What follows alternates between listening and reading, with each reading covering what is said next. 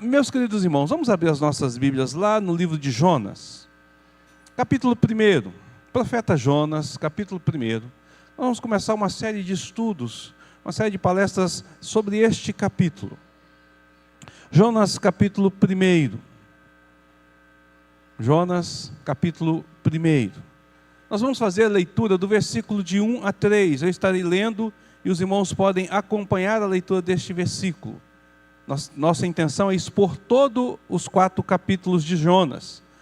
E nós vamos começar a partir do versículo 1 até o versículo número 3, de forma responsiva, de forma expositiva, expor todo este livro para extrairmos aprendizado e lição do Senhor.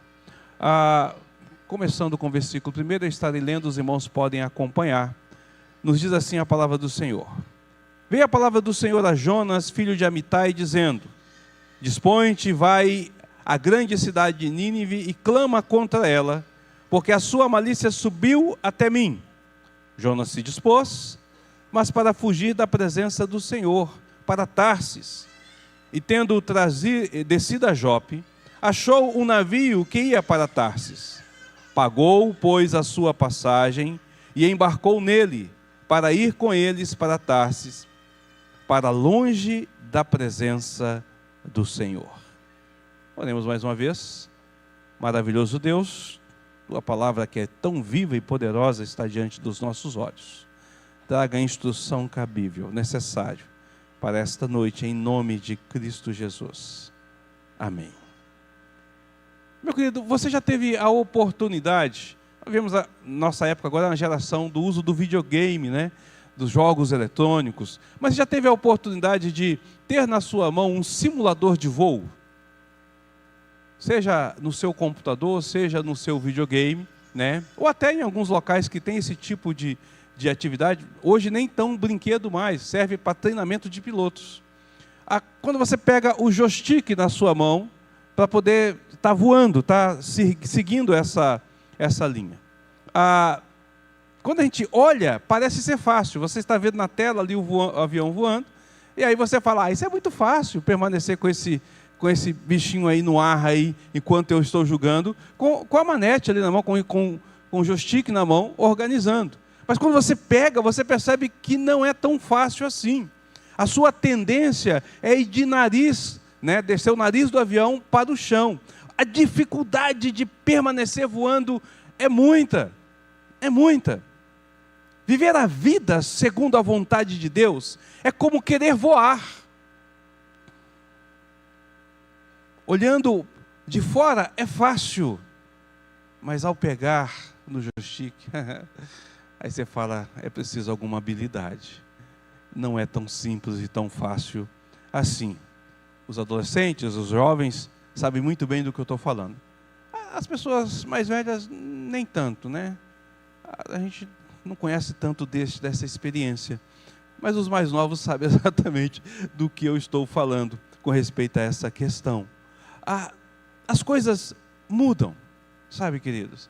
A atenção, ela fica dividida, a gente não consegue ter um objetivo principal, ou seja, nós não conseguimos na vida cristã manter elevado, manter às alturas a nossa vida, a nossa perspectiva, a nossa visão.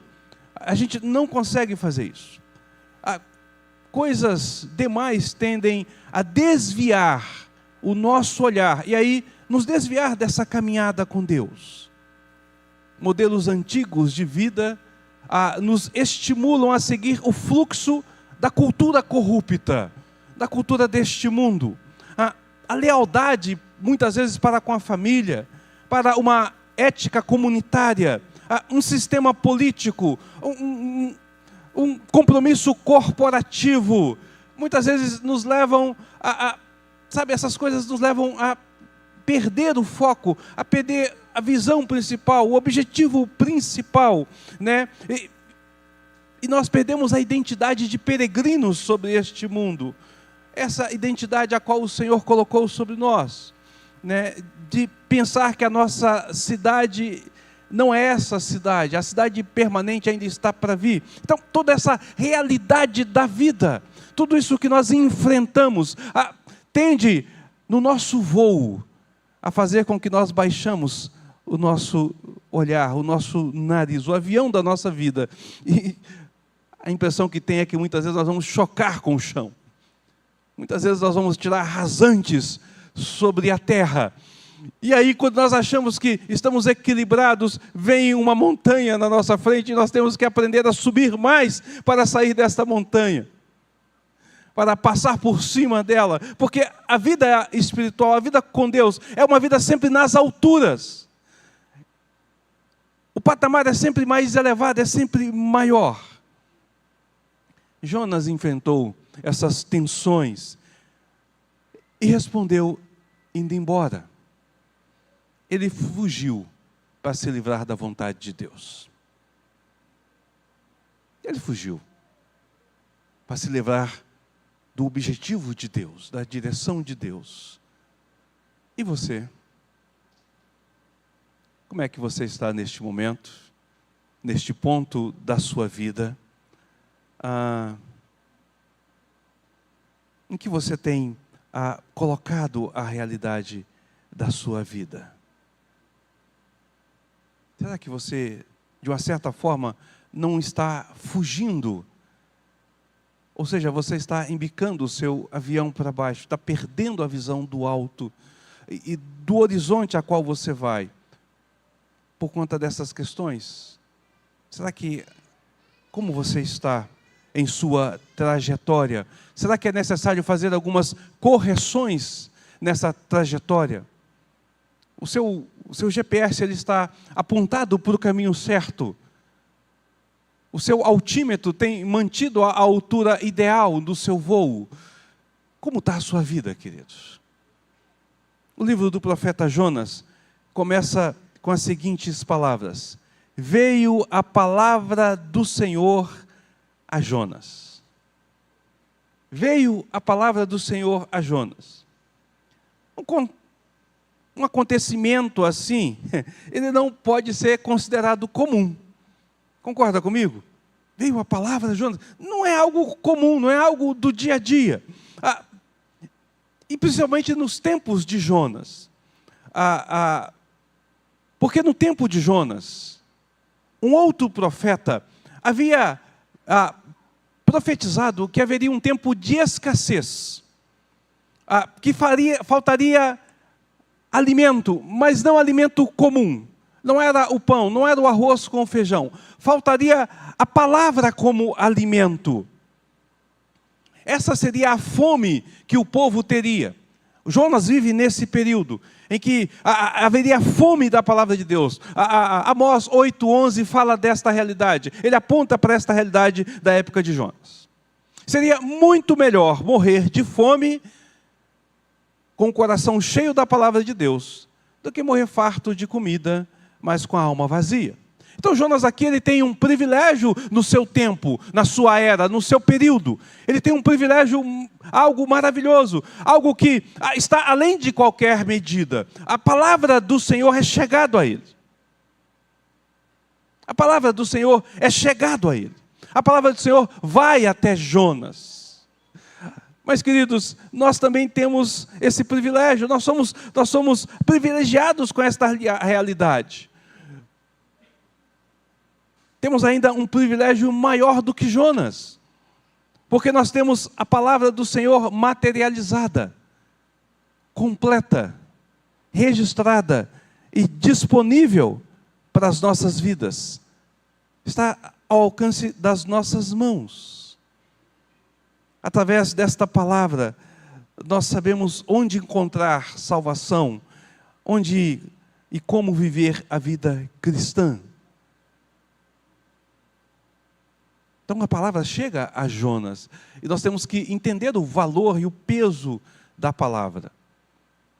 Nós temos esse privilégio, mas há outros cristãos que estão em locais mais remotos, mais difíceis, cuja essa palavra é mais difícil de chegar às suas mãos, apesar do conhecimento dela.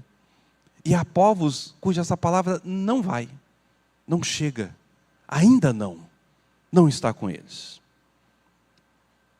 Mas esta não é a primeira vez que a palavra do Senhor chega a Jonas. Nós lemos isso aqui, mas não é a primeira vez. Jonas já é um profeta do Senhor. Esse privilégio de anunciar os grandes feitos de Deus já havia acontecido com Jonas. Lá em Reis, 2 Reis, capítulo 14, versículos 24 a 27, nós vamos ler a respeito do rei Jeroboão. Jeroboão II. Jeroboão governou o reino de Israel, o reino do norte, por aproximadamente 40 anos. Ele foi rei durante 40 anos. No século 8º antes de Cristo. Jeroboão não foi um rei segundo o coração de Deus. Jeroboão não foi um rei bom, pelo contrário, ele foi um rei perverso. Apesar de estar sobre a nação de Israel, sobre o reino do norte de Israel, ele foi um rei muito perverso, muito ruim.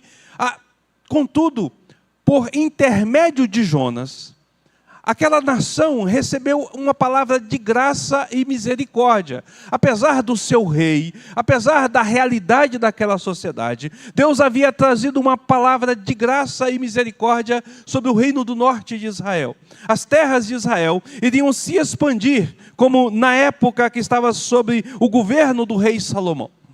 Eles iriam ter fartura de alimento, eles iriam ter paz ao seu derredor, seria um período de muita prosperidade neste meio. A bênção recairia sobre as pessoas, por conta da misericórdia de Deus, e não por conta do arrependimento deste povo em relação ao seu pecado. Perceba, ali naquele momento, Jonas leva uma palavra do Senhor para o povo de Israel, que estava pecando deliberadamente contra o Senhor, com o rei, numa nação teocrática, cujo o seu significado não era submeter-se ao Senhor.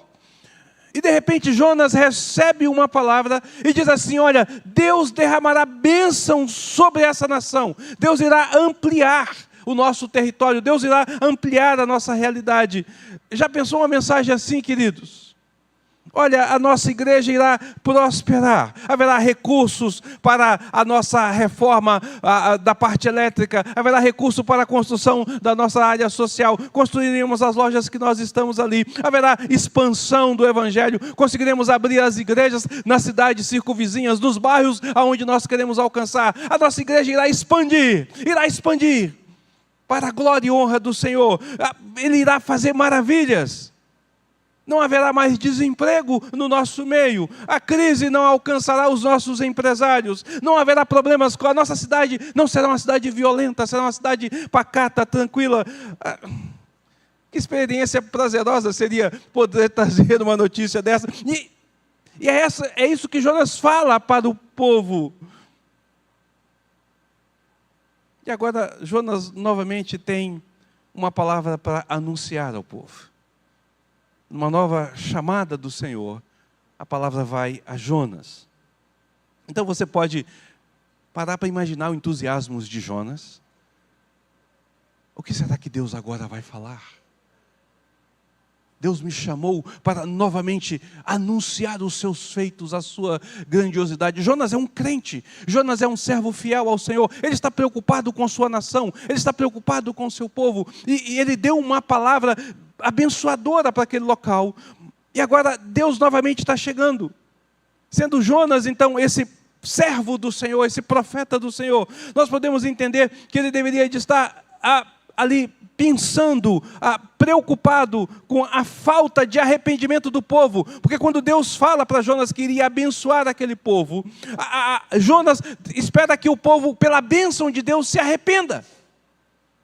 Que o povo reconheça a graça, a misericórdia, a bondade de Deus e vá em direção ao Senhor. Mas eles continuam com seu culto idólatra, eles continuam com a sua vida longe de Deus.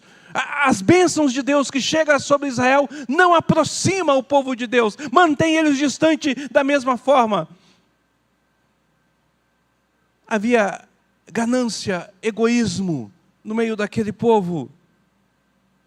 Tudo que as pessoas conseguiam pensar naquela época era mais dinheiro, mais poder e mais prazer. É bem provável então que Jonas tenha inquirido: e agora, Senhor, o que o Senhor quer falar quando o Senhor vem a mim? Será que Deus iria aumentar as bênçãos sobre Israel esperando que ele viesse a reconhecer a sua bondade, a sua misericórdia e voltasse arrependido? Ou será que agora seria uma época difícil? Que Deus iria trazer uma palavra de punição sobre Israel para levá-lo ao arrependimento? Sim, Deus pode fazer isso. Nós vamos ler nos profetas Deus falando isso. Deus dizendo, olha, vocês serão castigados, porque vocês não me obedeceram. Virá a minha ira sobre vocês, mas daqui a um tempo vocês se arrependerão, curvarão a mim, pedirão perdão a mim, virão até mim, e eu então restaurarei vocês. Leia o profeta Isaías, leia Jeremias, leia os profetas falando sobre o cativeiro babilônico e depois sobre o pós-cativeiro. Aqui está uma época anterior, pré-cativeiro. Jonas está falando a este povo, e Jonas falou assim, olha, Deus trouxe uma palavra que disse assim, vocês serão abençoados, mas ninguém mudou. Talvez Deus traga uma palavra, vocês agora se arrependerão, um peso, para que vocês possam se arrepender. É interessante que nós fazemos isso, queridos, nós como pais fazemos isso, nós damos as coisas aos nossos filhos, nós providenciamos as coisas para os nossos filhos, nós providenciamos o que é melhor, o que nós entendemos que é melhor para os nossos filhos, e nós esperamos que os nossos filhos sejam gratos e sejam filhos obedientes. Mas aí os nossos filhos desobedecem, a gente faz o quê? A gente tira tudo deles e bota eles de castigo e fala, agora se arrependa. Mas aí ele vem e nós voltamos essas coisas, né? Devolvemos para os nossos filhos, dizendo, agora você se arrependeu, você pode voltar. Deus trabalha da mesma forma conosco. Então não é difícil imaginar que esse seria o pensamento de Jonas. Meus amados, às vezes como pastor, eu me pego em oração perguntando ao Senhor, sobre o que Ele irá fazer em tal e tal situação, sobre uma determinada realidade ou sobre uma determinada pessoa que às vezes nos procura, ou nós sabemos de situações e precisamos de lidar com elas, tentando entender a vontade soberana de Deus, sobre a sua graça e sua misericórdia. Às vezes eu me pego pensando sobre isso. Os teólogos da prosperidade se enganam ao achar que Deus irá abençoar sempre, como forma de demonstrar a sua bondade e misericórdia. Deus pode fazê-lo. Deus pode sim fazer dessa forma. Mas Deus também age de outra forma, retirando tudo, derramando do seu castigo, da sua punição, levando ao aperto, à dificuldade, à situação até de enfermidade, à quase morte, para que o seu servo se arrependa e retorne ao Senhor. O equilíbrio da vida cristã está em entender que o Senhor, que é o soberano Senhor, Ele é o único soberano Senhor, e eu sou o seu servo.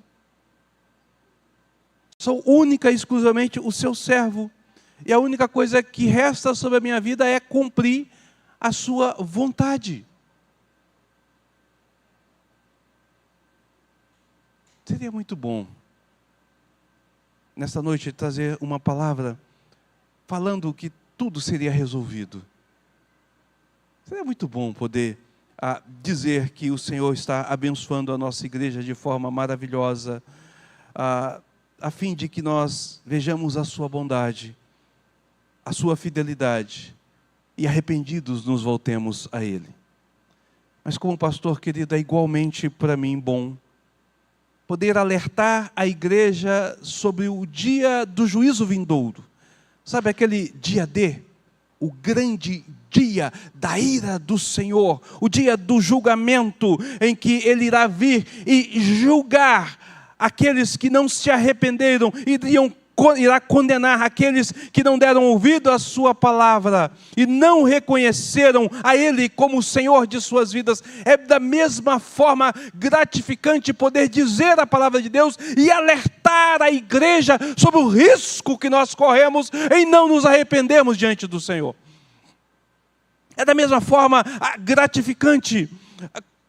Como pastor, isso é um grande privilégio que o Senhor dá a mim e aqueles a quem Ele chamou para o ministério da palavra, para fazer do povo de Deus conhecer e ouvir a vontade de Deus, entender o princípio de Deus e se converter a este Deus.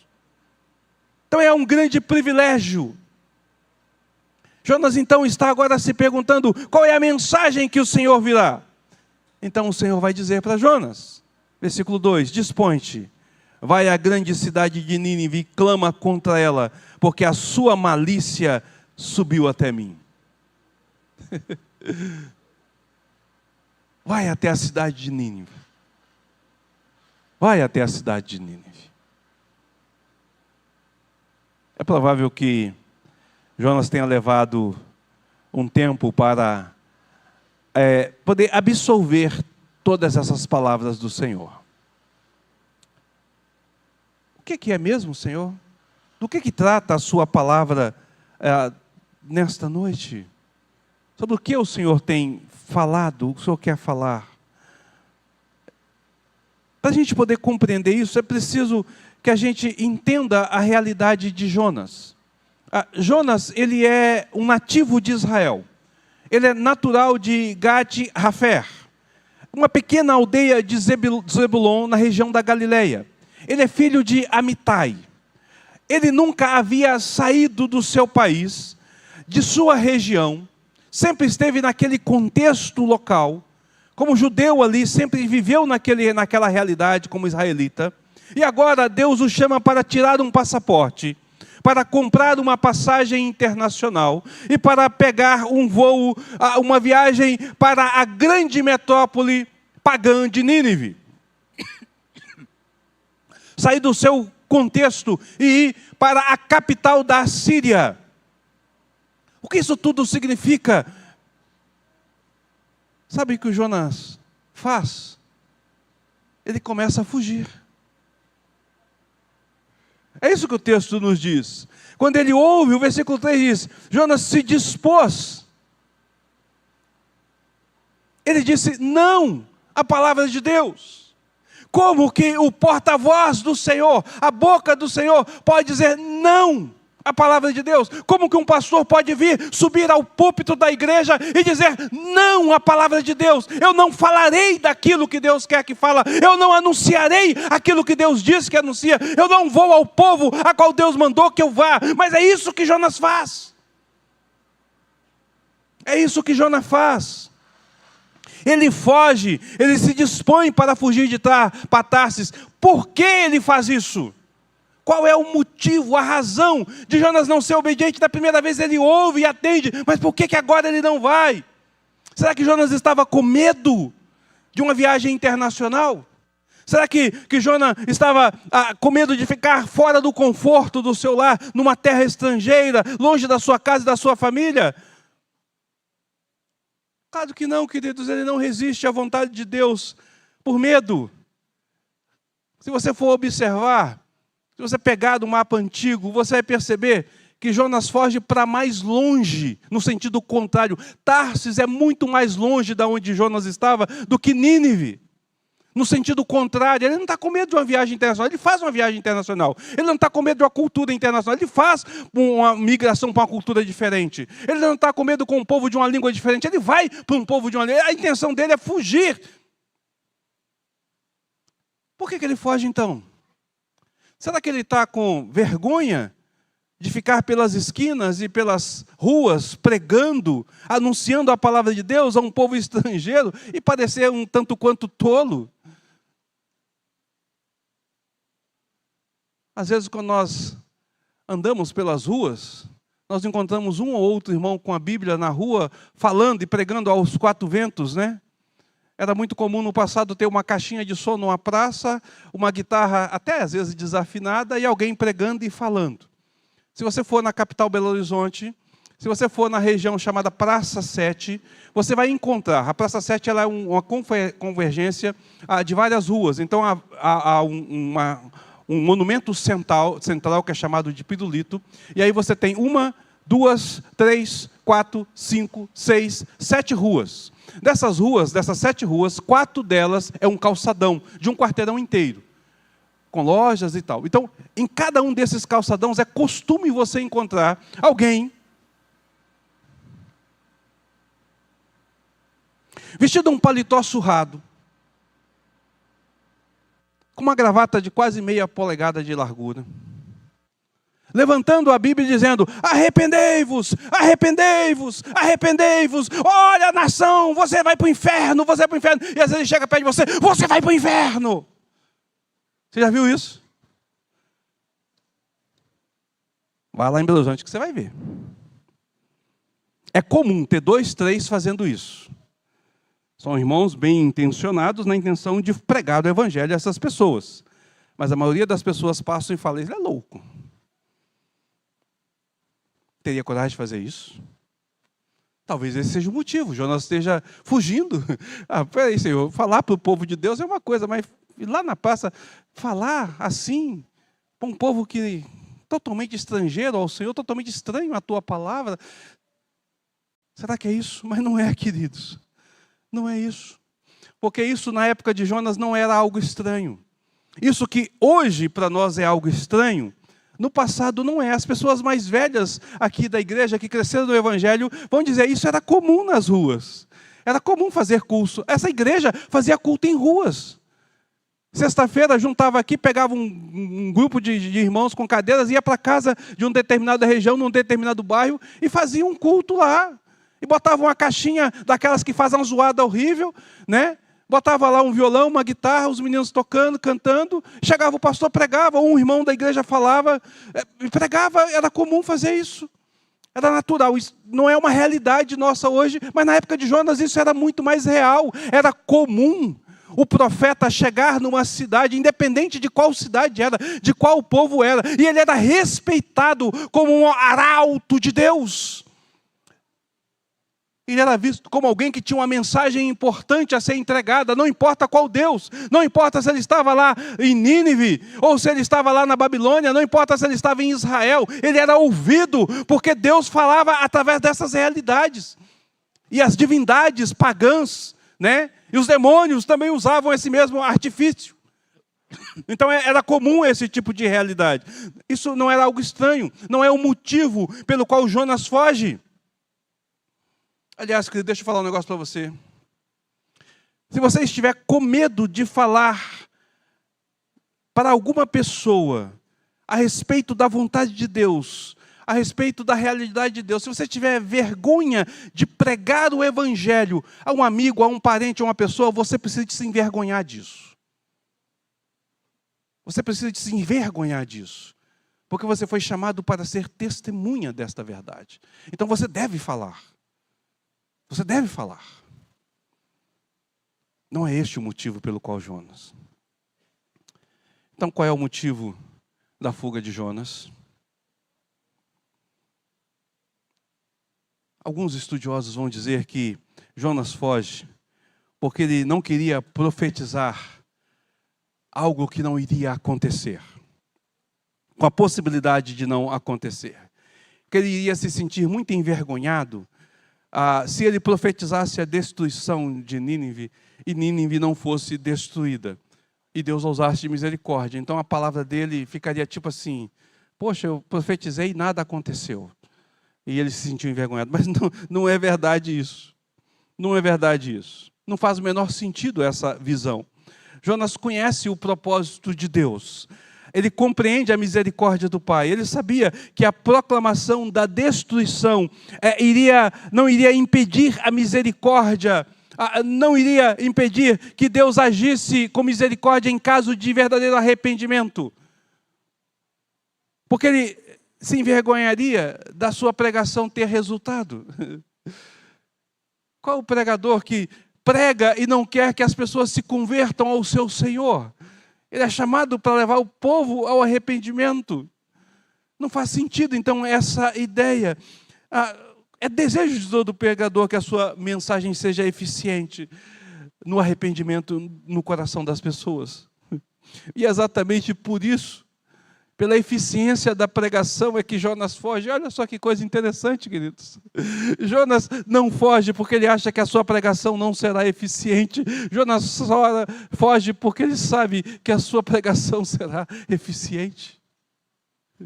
Pense comigo. Quantas nações, quantos povos foram destruídos pela ira de Deus, sem que alguém fosse anunciar que iria destruir. Vamos pegar um exemplo bíblico. 2 cidades, Sodoma e Gomorra. O anjo desce até Sodoma e desce até Gomorra. O mensageiro, a palavra anjo significa mensageiro. Ele é mensageiro do Senhor. Qual mensagem ele traz? Fogo e destruição. Ora, imagina a oportunidade do anjo na hora que a população de Sodoma está ao redor da porta de Ló, tentando abusar deles. Ele poderia sair e falar: eu estou pregando a vocês que será destruído, e um dia tudo isso aqui será queimado, se vocês não se arrependerem, vocês precisam se arrependerem. Não, ele puxa Ló para dentro, dá cegueira ao pessoal e diz: vocês dois, você e sua esposa, pega as suas filhas, se tiver mais alguém aqui, chama, vai ser destruído isso aqui hoje, vai embora. Se Deus quiser destruir um povo, Ele vai destruir, Ele não precisa de avisar. Muitas são as nações que foram destruídas pela ira de Deus, por conta do julgamento de Deus, por conta dos seus pecados. Deus fala isso a Abraão. Deus diz: Abraão, eu te darei essa terra, mas ainda não atingiu a taça da iniquidade, ainda não chegou a corrupção máxima deste povo. Então o seu povo ficará peregrinando por aqui. Você terá um filho, o seu filho terá outro filho, e aí nós faremos de você um povo, e esse povo vai descer por Egito. No Egito vai passar 400 anos. Aí quando passar os 400 anos, a iniquidade deste povo será atingida ao pico. E aí eu vou destruir esse povo, e eu vou usar você, eu vou usar o seu povo para vir, para matar criança, jovem, adulto, mulher grávida, para todo este povo ser destruído. Deus faz isso. Ele não precisa de anunciar. Ele é soberano, Ele é Deus, Ele é absoluto. Então Ele não precisava. Se Ele quisesse destruir Nínive, para que Ele ia mandar avisar para Nínive? É o contrário. Deus quer que Nínive se arrependa. Jonas sabe que Nínive irá se arrepender. Jonas sabe que Deus está mandando ele lá para falar, porque Deus quer que aquele povo conheça a mensagem, que eles conheçam a Deus e que eles se arrependam dos seus pecados, que eles se convertam, como acontece. Por isso Jonas não vai. E Jonas não vai por um pensamento simplesmente egoísta, por uma visão simplesmente egoísta da parte de si mesmo. Jonas é um israelita. Jonas ama o seu povo, ama o seu país. Jonas é o profeta do Senhor, ele conhece a realidade de Deus. Jonas havia ouvido a palavra de Deus sendo anunciada por vários tempos. A história conta que durante 150 anos, Deus anuncia àquele povo. Ele começa dizendo àquele povo para que se arrependa. Deus usa da misericórdia e amplia a bênção sobre aquele povo para que aquele povo se arrependa. Deus traz o julgamento sobre esse povo e diz que esse povo se arrependa. E Israel não se arrepende. Não se arrepende. Jonas havia falado e Israel não se arrepende. Agora Deus manda Jonas ir a um povo estranho para que esse povo estranho se arrependa. Sabe o que está passando na cabeça de Jonas? Se esse povo se salvar, o que será do meu povo? Deus tem um povo para si. O que será do meu povo?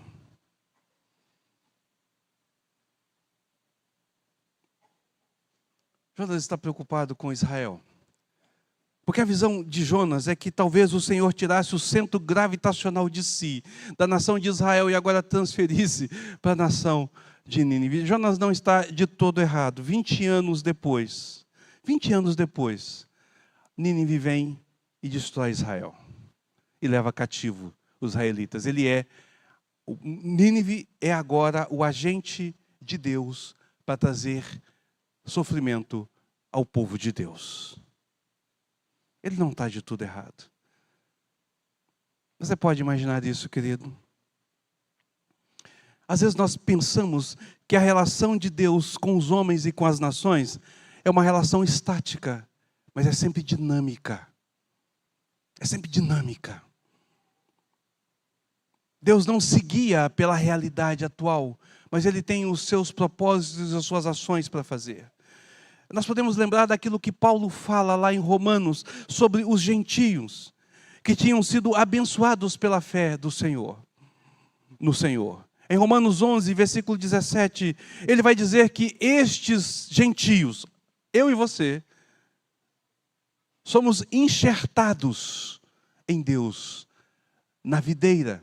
Nós somos, como videira brava, nós somos enxertados na videira boa.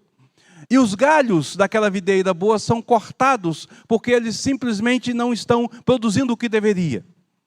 Os gentios haviam estado debaixo da maldição de Deus, mas agora havia se tornado o povo de Deus, é que Paulo está dizendo. Porém também, eles poderiam ser cortados novamente. No versículo 21 do capítulo 11 de Romanos, ele vai dizer que se eles não estivessem atentos, eles poderiam ser cortados novamente. E como Israel havia sido cortado, e os gentios passam a ser enxertados em Cristo, agora também poderia acontecer o diferente. Caso Israel, como povo, não continuasse na fé, as bênçãos de Cristo seriam retiradas dele. É por isso que Jonas foge. Ele fugiu porque ele queria proteger o seu povo. Porque ele sabia que Deus estava trazendo uma mensagem de arrependimento a este povo, para que esse povo se convertesse, se voltasse para o Senhor. Porque o povo que deveria de ser do Senhor havia abandonado o Senhor. Não me pergunte como é que a responsabilidade humana funciona com a soberania de Deus. Eu não sei dizer, isso é um mistério, mas é assim que Deus faz. É assim que Deus age. É dessa forma que Ele opera. A Síria seria agora o instrumento natural na mão de Deus para trazer julgamentos sobre Israel, caso ele se identificasse de modo razoável com o Senhor. Então, o que iria acontecer e o que impediria que Deus eliminasse Israel? Jonas está certo em fugir? Claro que não. Ele não deveria de ter fugido. Como um homem pode presumir, dizer para Deus como administrar as questões do mundo? Se Deus quer salvar pagãos e trazer ao julgamento aqueles que anteriormente o receberam seus benefícios e seus direitos, Ele é Deus para isso. Ele é o Senhor. E Ele fará o que é certo e perfeito e bom sobre todos. Mas sabe o que é interessante, queridos? Eu fiz uma pergunta pouco antes, dizendo: como é possível que alguém que receba a palavra de Deus diga não à palavra de Deus? Lembra que eu fiz essa pergunta? Falando sobre Jonas? Veio a palavra do Senhor a Jonas e Jonas disse: não, fugiu da palavra de Deus. Como é possível isso? A gente fala: não, isso é impossível, mas você faz isso todo dia. Eu faço isso todo dia. Nós negamos a palavra de Deus o tempo todo. Nós dizemos não para a palavra de Deus o tempo todo. Você que está namorando diz não para a palavra de Deus quando você dorme com a sua namorada, ou quando você tem um relacionamento mais íntimo do que deveria. Você como pai diz não para a palavra de Deus quando Ele manda que você deve educar o seu filho na palavra do Senhor e você não o educa, não o ensina. Você diz não à palavra do Senhor quando Ele diz que você deve testemunhar e você não testemunha. Você diz não à palavra de Deus quando Ele diz que você deve abandonar o seu pecado e você não abandona. Você diz não à palavra de Deus como Ele disse que você não deve deixar de congregar e você não vai à igreja. Percebe? A palavra vem a nós, temos ela em nossas mãos. E quando ela vem de forma a confrontar a nossa realidade, a nossa vida, colocar em choque o nosso status quo, quando ela vem para colocar em choque o nosso hábito de vida, quando ela vem para colocar em choque o nosso conforto, nós dissemos não e fugimos. Da mesma forma como Jonas fugiu. Você tem ouvido o chamado de Deus sobre sua vida? Deus tem falado com você, direcionado em como você deve servi-lo. Deus tem apontado no seu trabalho, no seu dia a dia, situações da qual você precisa de corrigir. Deus tem apontado para você realidades a qual você precisa de mudar, pecados a qual você precisa de abandonar. Deus tem falado com você. E você tem feito o quê? Tem ouvido, prestado atenção e ido em direção à vontade de Deus?